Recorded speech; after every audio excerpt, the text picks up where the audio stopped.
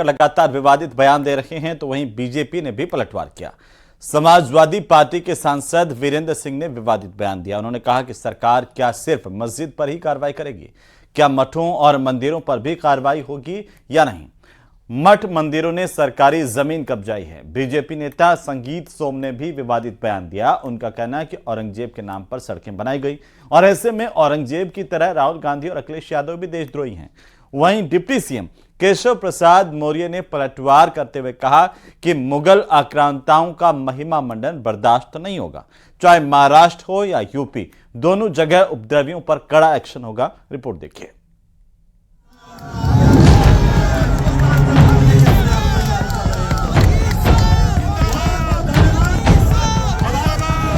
मेरठ के सरधाना से बीजेपी के पूर्व विधायक संगीत सोम ने विवादित बयान दिया।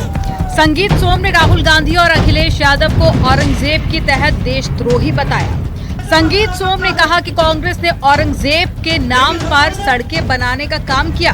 संगीत सोम बोले कि अगर औरंगजेब देशद्रोही था तो राहुल गांधी और अखिलेश यादव भी देशद्रोही हैं। औरंगजेब कैसे महान हो सकता है, लेकिन लोगों ने, वो चाहे राहुल गांधी रहे हो चाहे अखिलेश यादव रहे हो, कांग्रेस का इतिहास रहा कि उन लोगों ने देश में औरंगजेब के नाम पर सड़कें बनाने का काम किया।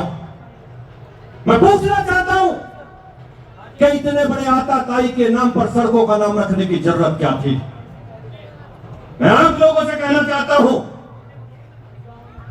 कि अगर औरंगजेब देशद्रोही था तो राहुल गांधी और अखिलेश जैसे भी लोग देशद्रोही की श्रेणी में आते हैं। दोस्तों, आरएसएस के अखिल भारतीय प्रचार प्रमुख सुनील अंबेडकर से बेंगलुरु में जब पूछा गया कि क्या औरंगजेब आज भी प्रासंगिक है और क्या उनकी कब्र को हटा दिया जाना चाहिए, तो उन्होंने कहा कि मुझे लगता है ये प्रासंगिक नहीं है।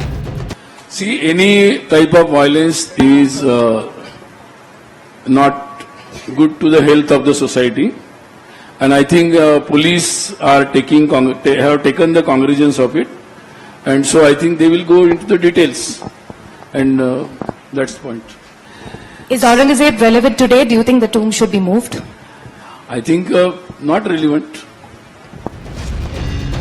समाजवादी पार्टी के सांसद वीरेंद्र सिंह ने मठ मंदिर को लेकर विवादित बयान दिया। वीरेंद्र सिंह ने कहा कि सरकार सिर्फ मस्जिद पर ही कार्रवाई करेगी या मठों और मंदिरों पर भी कार्रवाई होगी। सरकार मठ मंदिरों पर भी कार्रवाई करे। इस देश में पता नहीं कितने मंदिर, मठ और मस्जिदें हैं। अगर उनकी सभी की छानबीन कराई जाए तो उसमें 99% ऐसे मठ, मंदिर और जो है कि मस्जिद आएंगी जो सरकारी भूमि पर बने हैं। तो क्या सरकार सभी मठों पर या सभी मंदिरों पर इसी तरीके की कार्रवाई करेगी कि केवल पर्टिकुलर चिन्हित जगहों पर ही कार्रवाई करके एक वातावरण पैदा करेगी जिससे जो है कि भारतीय जनता पार्टी के शक्तियों को, उनको फासिस्टवादी ताकतों को खाद पानी मिल सके। नागपुर में हुई हिंसा की घटना को लेकर यूपी के डिप्टी सीएम केशव प्रसाद मौर्य का कहना है कि औरंगजेब और साथ ही दूसरे मुगल आक्रांताओं का महिमा मंडन न महाराष्ट्र सरकार बर्दाश्त करेगी और न ही यूपी सरकार। कोई औरंगजेब का महिमा मंडन करे, कोई मुगल आक्रमणकारियों का महिमा मंडन करे, वह न महाराष्ट्र बर्दाश्त करेगा, न उत्तर प्रदेश बर्दाश्त करेगा, न देश बर्दाश्त करेगा। और जो इस प्रकार की बातें करते हैं, मैं यह मानता हूं कि उसका उनको राजनीतिक दृष्टि से जो समर्थन करने वाले, जैसे समाजवादी पार्टी के विधायक अबू आजमी ने ही औरंगजेब को महान बताने का बात किया था, और एक तरफ अखिलेश यादव जी कह रहे हैं हम छत्रपति शिवाजी महाराज का सम्मान करते हैं। अगर सम्मान करते हैं तो ये बतावें कि उनके विधायक अबू आजमी अभी तक समाजवादी पार्टी में क्यों है। तो समाजवादी पार्टी तो तुष्टीकरण की घटिया और घिनौनी राजनीति करती है, महाकुंभ में सवाल उठाती है। तुष्टीकरण के कारण से उत्तर प्रदेश का बहुत नुकसान 2012 से 2017 में किया है इन लोगों ने। सुबह सपा के महासचिव अरविंद राजभर का कहना है कि विदेशी आक्रांताओं के नाम पर मेला नहीं लगाने देंगे। 10 जून को महाराजा सुहेलदेव की जयंती पर मेले का आयोजन होगा। पुरजोर विरोध करेगी। और पहली बात कि मेला लगने नहीं दिया जाएगा। ये योगी जी की सरकार है। हम हमेशा अपनी संस्कृति और सभ्यता, अपनी परंपरा को निरंतर आगे बढ़ाने का हमने संकल्प लिया है, न कि ऐसे आक्रांताओं को जिसने लगभग 1000 साल पहले जो आकर के भारत देश में तबाही मचाया था, अब उसको हम बढ़ने नहीं देंगे। हम नहीं, हम तो एक पॉलिटिकल पर्सन, हम नहीं, यहाँ की जनता स्वतः चाहती है कि जिस आक्रांता ने इस देश को लूट करके बर्बाद कर दिया, उसके नाम पर कोई आयोजन नहीं होगा। आयोजन करके सरकार का पैसा वेस्ट नहीं करेंगे, जनता का टाइम वेस्ट नहीं होने देंगे। मुगल कालीन आक्रांताओं को लेकर सियासी बयानबाजी चरम पर है। एसपी और कांग्रेस के नेता जहां इसे लेकर सवाल उठा रहे हैं, तो वहीं बीजेपी ने भी करारा पलटवार किया।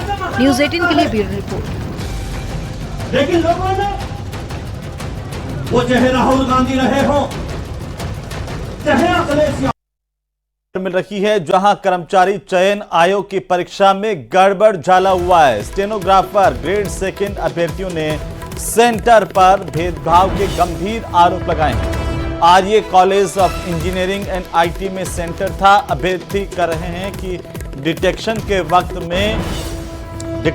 वक्त शोरगुल और ना सुनाई देने की शिकायत की गई है। कॉलेज में 3 अलग अलग ब्लॉक्स में यह परीक्षा हुई थी, लेकिन सिर्फ एक ब्लॉक के अभ्यर्थियों को नया पेपर दिया गया। बाकी 2 ब्लॉक में पेपर देने वाले अभ्यर्थी भी शिकायत कर रहे हैं। इन अभ्यर्थियों का आरोप है कि लैब में जो डिक्टेशन चलाई गई उसमें शब्द स्पष्ट नहीं सुनाई दिए।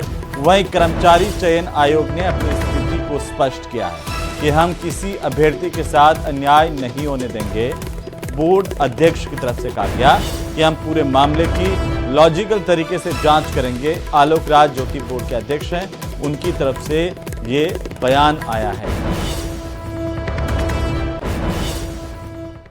तो वहीं बंगाल की सियासत में विधानसभा चुनाव से पहले ही मुसलमानों पर सियासी दंगल शुरू हो गया। 9 साल बाद ममता बनर्जी फुरफुरा शरीफ पहुंची तो उन पर बीजेपी समेत कई नेताओं ने मुस्लिम वोटों की तुष्टीकरण के आरोप लगाए। लेकिन सवाल है कि फुरफुरा शरीफ पहुंचकर ममता बनर्जी ने क्या और किसे संदेश दिया है। रिपोर्ट देखिए।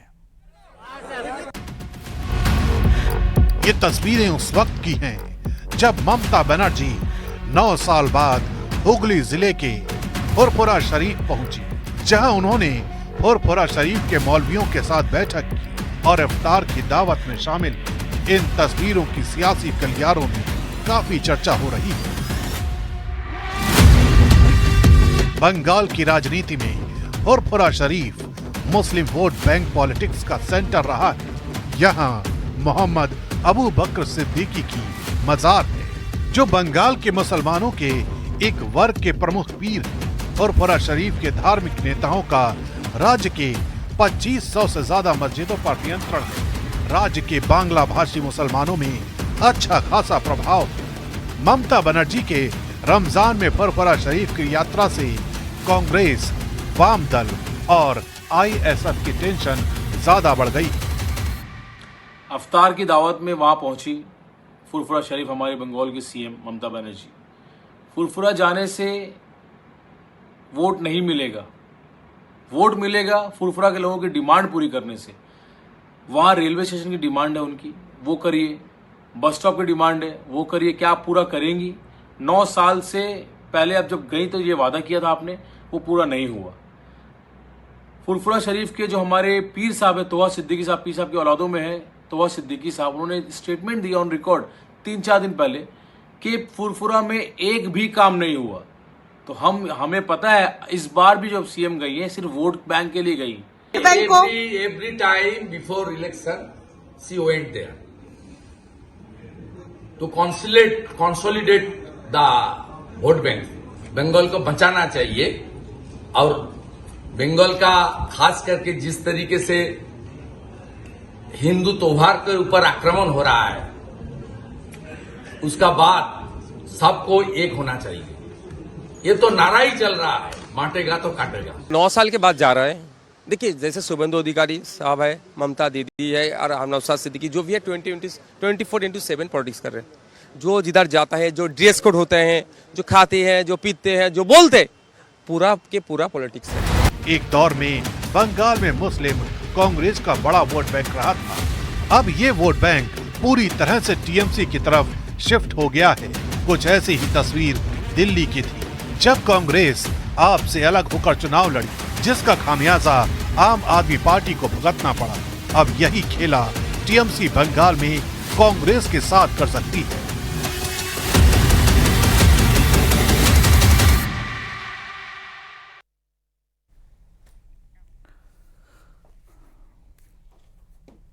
तो वहीं पश्चिम बंगाल से इतर उत्तर प्रदेश की सियासत में एक बार फिर विवादित बयानों ने सुर्खियां बटोरी हैं। स्वामी प्रसाद मौर्य से लेकर संजय निषाद तक विवादित बयानों की वजह से सुर्खियों में हैं। स्वामी प्रसाद मौर्य ने तो हिंदू संगठनों को आतंकवादी संगठन तक बता दिया। बड़बोली नेताओं की बात हो तो ओम प्रकाश राजभर का नाम इन नेताओं की इसी कड़ी में आता और बयान भले ही पुराने हों। रिपोर्ट देखिए। ये आतंकवादी हिंदू संघों का नंगा नाच है। समय रहते अगर इसको कुचला नहीं गया तो ये है संविधान पर भारी पड़ेंगे, देश पर भारी पड़ेंगे। यहाँ इसे नहीं पहुंचा हो, 7 दरोगा का हाथ पैर तोड़वाकर उसे गड्ढे में फेंकवाकर तब बैठे से आ रहा है। जरूरत हुआ तो दरोगा खिलाफ कार्रवाई कराएंगे। किसी थाने पर जाओ, मैं कहता हूं किसी थाने पर जाओ, जब आप थाने पर जाओगे तो तेरी शकल में ओम प्रकाश राजभर दरोगा जी को नजर आएंगे। ये है पावर। सियासी सुर्खियों में बने रहने के लिए कुछ नेता विवादित बयानों को ही अपना आधार बना लेते हैं। ऐसे बयान अक्सर आग में घी डालने का काम करते हैं। स्वामी प्रसाद मौर्य और संजय निषाद के बयान इन दिनों सुर्खियों में है। बड़बोले नेताओं की बात हो और उसमें ओम प्रकाश राजभर की बात न हो,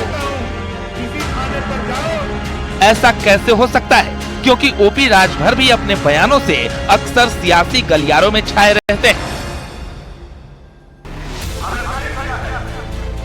सबसे पहले बात करते हैं स्वामी प्रसाद मौर्य की, जो कभी हिंदू धर्म को धोखा तो कभी रामचरितमानस पर ही सवाल उठाते रहे हैं। अब एक बार फिर से स्वामी ने औरंगजेब के नाम पर अपनी सियासी दुकान चमकाने की कोशिश की है और औरंगजेब को नाथुराम गोडसे से बेहतर बताकर नया विवाद खड़ा कर दिया। इस बार स्वामी मौर्य ने हिंदूवादी संगठनों को आतंकी तक बता दिया है।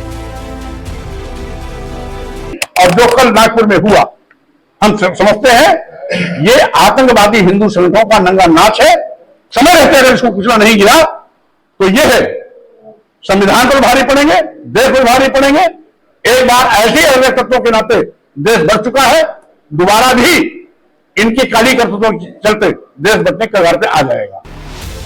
उधर कैबिनेट मंत्री और निषाद पार्टी के अध्यक्ष संजय निषाद ने भी विवादित बयानों की बहती बयार में हाथ साफ किया है और ताजा विवादित बयान मंत्री संजय निषाद ने पुलिस वालों के लिए दिया है। मंत्री संजय निषाद ने कहा कि वो 7 दरोगाओं का हाथ पैर तोड़वाकर गड्ढे में डलवा चुके हैं। यहाँ इसे नहीं पहुंचा हो, 7 दरोगा का हाथ पैर तोड़वाकर उसे गड्ढे में फेंकवाकर तब बैठे से आ रहा है। जरूरत हुआ तो दरोगा खिलाफ कार्रवाई कराएंगे। ये तो नेताओं के हालिया विवादित बयान है, जिस पर सियासी हंगामा मचा हुआ है। ओम प्रकाश राजभर भी कुछ इसी तरह के बयानों के लिए सुर्खियों में रहते हैं। बीते कुछ दिन पहले उन्होंने अपने कार्यकर्ताओं से कहा था कि अगर थाने जाते हो तो पीला गमछा पहन कर जाओ ताकि दारोगा को ताकत दिखे। ये बयान उनके पुराने भड़काऊ अंदाज की याद दिलाता है। किसी थाने पर जाओ, मैं कहता हूं किसी थाने पर जाओ और वहां जाने के बाद थोड़ी सी दिक्कत है, उस थाने पर जाओ, सफेद गमछा मत लगाओ। सफेद गमछा नहीं, एक पीला गमछा लगा लो। 20-25 रुपए का बाजार में मिलेगा। इस गमछे को लगा के जाओ थाने पर। जब आप थाने पर जाओगे तो तेरी शकल में ओम प्रकाश राजभर दरोगा जी को नजर आएंगे।